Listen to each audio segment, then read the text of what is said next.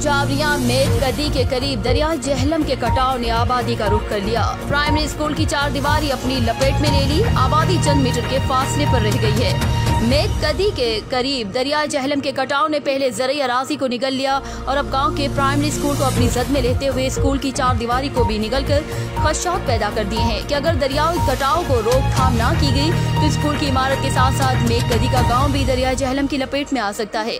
इस खदशे के पेश नज़र मेद कदी के लोगों ने दरिया जहलम के किनारे इज्तिमाई दुआया तकरीब का एहतमाम किया। खतीब हाफिज इनायतुल्लाह ने दुआ कराते हुए कहा कि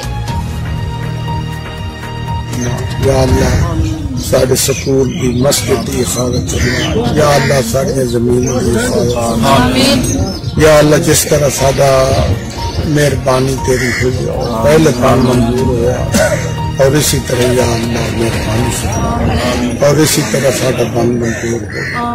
ऐ इलाहुल आलमीन साढ़े जमीन की हिफाजत फरमा, साढ़े माल की हिफाजत फरमा, साड़ी जान की हिफाजत फरमा। ऐ इलाहुल आलमीन पूरे शहर की हिफाजत फरमा, पूरे मुल्क की हिफाजत फरमा। ऐ इलाहुल आलमीन ये सारे लोग तेरी बारगाह के अंदर सवाल कर रहे हैं। या अल्लाह तमाम सवाल